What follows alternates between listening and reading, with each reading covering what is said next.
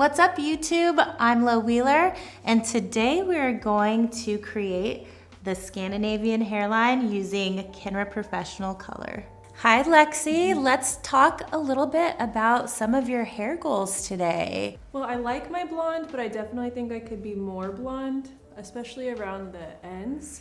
And I also like to wear my hair up, so around my face. Beautiful. As I'm looking at your hair, I see a ton of opportunities to just adjust and enhance what we're working with. And I'm hearing that you're wanting a little bit more brightness, which is easy to achieve. So how I want to go about that is just open air painting a couple areas from your money piece down through your ends. This will be really easy and just shift your color towards a brighter look. And as I'm looking at your roots, I think there's a huge opportunity to blend this and make it a little bit more seamless and low maintenance. So I'll be implementing a shadow root technique that I really love here. And looking at your hair, as I bring it away from your face, I see a little minor disconnection from your hairline with the line of demarcations that I see from past foil work. But that's really, really easy to adjust. And I'm excited because what we've been seeing a lot in the salon is a technique called the Scandinavian hairline. So this is where we paint all the little baby hairs around your hairline from ear to ear to make an illusion of a soft, bright, effortless color. And it's just going to diffuse and enhance everything that we have to build on. To start this Scandinavian hairline technique, I'm gonna analyze where her hair meets her skin here and really look at where I wanna place some foils to reinforce what I'd like to see in the outcome. Here, we can leave out these very super fine baby hairs because that's ultimately what we'll be painting after we pull the foils. I'd like to put about 8 foils around her hairline. And because there's so few foils, I'm going to mix Kenra Blue Powder Lightener plus 30 volume. For this, I'm going to leave the ends of the hair out of the side of each foil. We don't want to overlap or saturate this already blonded hair, so keeping it out to the side is just going to protect it from any unnecessary lift. So as I'm planning out my foil placement, I want to be aware of whether or not she needs more than one in each area. My overall plan is to put a few in each area, but as I'm foiling and subsectioning, it would make no difference for me to overlap here. So I'm just going to move to the right side of her hairline and put in her first foil there. So again, on this side, I'm not going to really worry about any little baby hairs here. I'm going to start to create a super fine weave pickup, and that way I'm going to be really working with those disconnects. I'm feathering slightly. We don't want to pack this area full of too much product because I don't want it to swell. And notice how I've selected a pretty small brush for painting out the detail here. So I'm noticing in this strand, she had a little dark spot, so I'm gonna go ahead and paint right over it so we have a fluid strand of lightness. And then again, anything that doesn't need to be overlapping, I'm kicking it off to the side. This technique is so popular for those clients that really can't ever seem to feel blonde enough and love sweeping their hair back.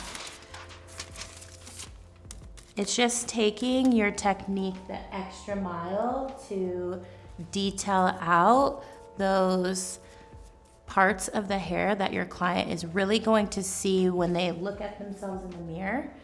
And when you pay attention to those details, you're really caring about how they experience the work that you're giving them. When you see natural blondes or little babies with blonde hair, you kind of always tend to see all the little angel hairs being naturally sun-kissed, and so this technique helps to mimic and recreate that for your clients. When we look at a section like this, we can see a couple things. These are all in the details, so whenever we're working in the very hairline, we want to make sure that we're taking very fine sections so that we can get that clean application.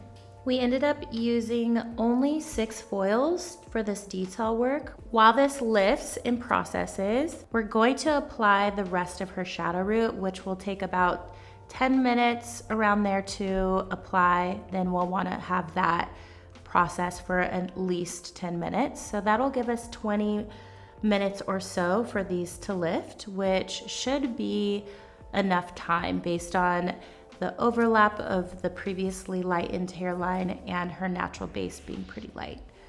Sectioning from back bottom of the nape, I'm applying 7 NA, half and half, mixed with 6 NUA.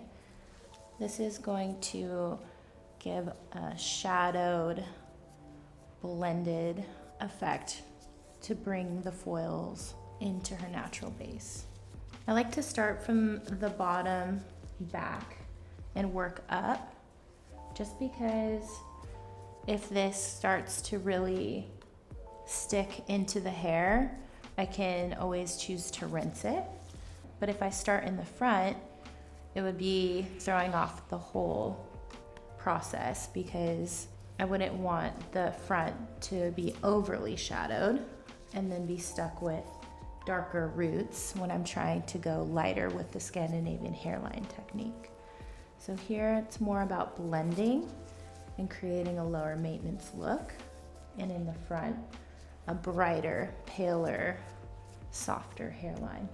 Looking at her natural base color, I'm seeing that it is a cool level 6.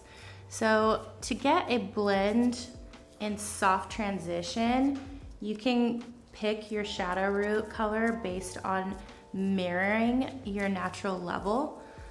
Because I want to pick a cool underlining tone, that NA and NUA, that will drop the tone of the level about a half shade.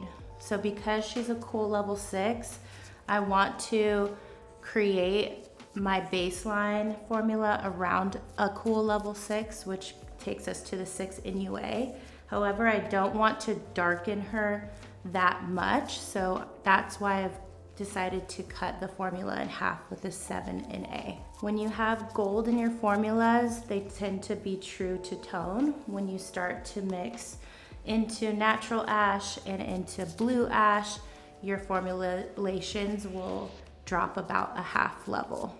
Here's a pro toning tip that I really love. Before I get into her part line, I'm going to mist her hair and comb through her shadow root. Applying a thin mist of water will help to run the product through and give a little bit of transparency. When you have overly porous hair, when you do your shadow root application on dry hair, there could be an opportunity to create drop-off transitions in the hair, so just misting it and combing it through helps it have a more seamless blend. This is now my last area to tone. So I'm going to also mist this area and do the slightest tap here, because we don't want to give her less dimension or cover up or create a harsh root line. We just want to soften everything. So doing it this way helps us to create a really custom blend. I'm going to take a peek and see what my front hairline foils are doing. They look really, really good. I'm just going to keep checking to see where we're at. I'm looking for a pale, light yellow color, like the inside of a banana peel, and it seems like we're here. So what I'm gonna do is pull these foils, comb them out, and then we'll finish off this detail work with a couple balayage pieces. Now's a good opportunity to go in with the Scandinavian hairline, and so pulling out these little fragile wispy pieces is where we're going to paint the lightener directly on. So now I'm gonna take a really clean brush, apply 30 volume blue powder, and then gently dab it directly on the scalp. In the salon, I like to tell clients this may tingle, but any mild tingling will dissipate within a few minutes. So I like to caution them and give them really clear expectations. A key technique in applying a seamless Scandinavian hairline is dragging the lightener away from the rest of the hair. This keeps it separate from the overall hair, and that separation keeps the lightener isolated to just the area where you're looking to create the lift. I would recommend this technique for anyone that has a lighter natural base, starting from a level 7 or lighter. If a brunette client asks you for this look, you want to make sure that you're doing slices around the hairline. Adding that detail with a slice will help you to minimize any banding in the hair or unwanted warmth.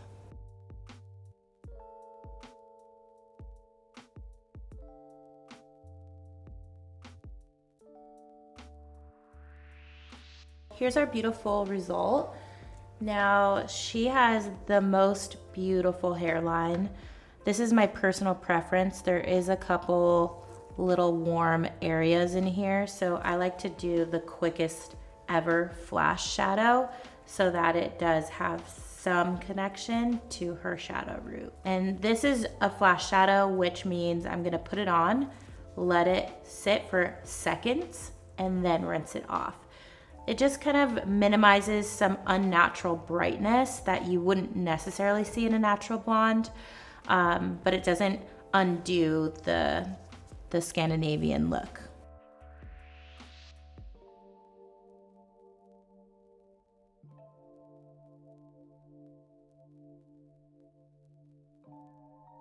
Here's a little recap. We have the perfect seamless blend and a really soft, bright hairline. I think it would be just gorgeous to take this surface space and brighten it so that it has some connection to the money piece. This will create a lot of balance in her overall look. So I'm going to mix 30 volume blue powder lightener and apply it to this towel dried hair. I'm taking the lightener and I'm applying it with this large brush that's helping me glide the product over the surface of the section. And I'm going to start sweeping the lightener on at a diagonal angle to help us get a really nice diagonal pop. I'm making sure that my saturation is really thorough because the hair is wet. I want to make sure that I am lifting through. Because there is some moisture in the hair, I can expect the lightener to act in a way that is diluted. So that's why instead of choosing a 10 volume or 20 volume, I'm sticking with my 30 volume. And the consistency of the lightener is quite a bit thicker just because I want to work against any dilution of lift. We're gonna treat these sections on each side as her low light. So that means I'm gonna take her back nape section as a whole and we're gonna create a soft transitional panel. I'm building the lightener up towards the corners and then saturating a little bit more towards the middle. As I work the lightener onto the surface, I'm just gliding up and down to make sure that I'm working the product on in a nice light layer before I build the saturation. You don't have to be afraid of painting big panel-like sections because in the end result, the section's gonna separate and look like a very soft baby light. And I'm gonna take my glove and soften that transition line. Because the hair has some moisture in it, it's very easy to blend. This is a really easy way to elevate your service, or if you have your client just coming in for a tone and a Scandinavian hairline, you can plant the seed to do a wet balayage and upgrade your service. This would process ideally for about 15 minutes, and then we'll comb through the transitions and rinse.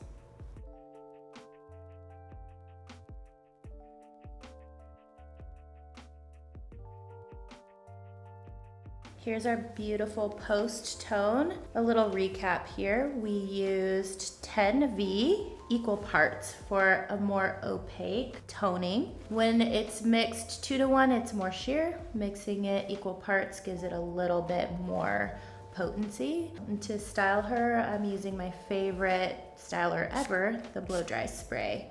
This is going to cut our blow dry time by 50% and leave the hair smooth, silky, and soft. To add just a little volume, I'm gonna use a smidge of the Volume Mousse 12. This is a very lightweight, soft texturizing mousse that's gonna give us a little lift. To finish this look, we're using the Beach Washed Jumbo Luxe Waver. This is giving us a very soft, undone, beachy aesthetic to match this color. Here's our final look. We'll just recap. This is so beautiful. We have more seamless connection in your money piece, giving us an overall blonder, brighter look with some soft, natural dimension. And then our money piece in Shadowroot. So good, so bright. It's like exactly what I wanted. The brighter ends, like all around my face. And honestly, when I put my hair in a bun, like I'm not gonna feel bad about my roots now. I'm just like, this is so cute. Oh my gosh, I'm so excited. We nailed it. This looks beautiful. We loved it so much. If you had fun watching this tutorial, please like and subscribe to the Kenra Professional YouTube channel. And to follow me, I'm low@_Wheeler Davis on Instagram.